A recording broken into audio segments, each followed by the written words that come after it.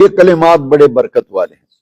بعض دوست احباب یہ شکایت کرتے ہیں کہ میرے رزق میں برکت نہیں، میرے کاروبار کے لیے دعا کر دیں، میرے کاروبار کے لیے تعویذ دے دیں، کماتا بہت ہوں پتہ نہیں جاتا کہاں ہے۔ بعض لوگ قرضے کی شکایت کرتے ہیں کہ میرا قرضہ نہیں اترتا، مالی اعتبار سے پریشان رہتا ہوں، میری جیب تنگ رہتی ہے، میرا ہاتھ تنگ رہتا ہے۔ تو یہ وظیفہ جو ہے، یہ کلمات اتنے برکت والے ہیں جو درس قرآن میں نے آیت کریمہ میں بیان کی ہیں، عرض کی ہیں۔ اس کی برکتیں ذرا سنیں۔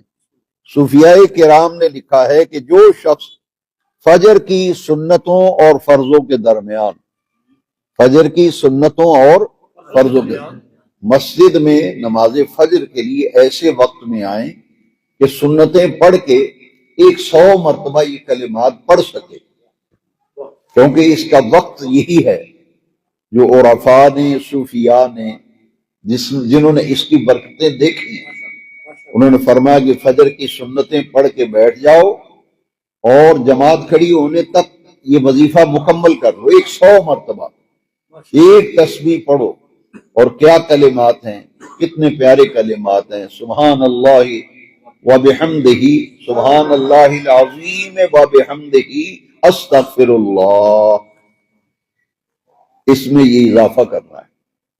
تو جب مسجد میں فجر کی نماز کے لیے آئیں تو ایسے وقت میں آئیں کہ آپ کو 10-15 منٹ آپ کے پاس ہوں اور سنتیں پڑھ کے آرام اور سکون سے بیٹھ جائیں اور 100 دانے کی تسبیح نکال لیں اور پڑھیں سبحان اللہ وبحمدہ، سبحان اللہ العظیم وبحمدہ، استغفر اللہ۔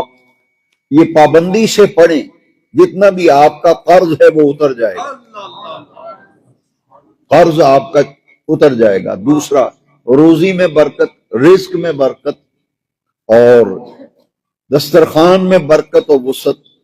اللہ کریم ان کلمات کی برکت سے آپ کی روزی کشادہ کر دے گا اور وسعت عطا فرمائے گا۔ بات بالکل چھوٹا سا عمل ہے، کہنے کو چھوٹا سا عمل ہے، پڑھنے میں کوئی زیادہ وقت، کوئی دشواری اور دقت نہیں، لیکن ان مبارک کلمات کی برکتیں بہت زیادہ ہیں، ان کی برکتیں بہت زیادہ ہیں۔ اس لیے اپنی زندگی کا یہ معمول بنا لیں۔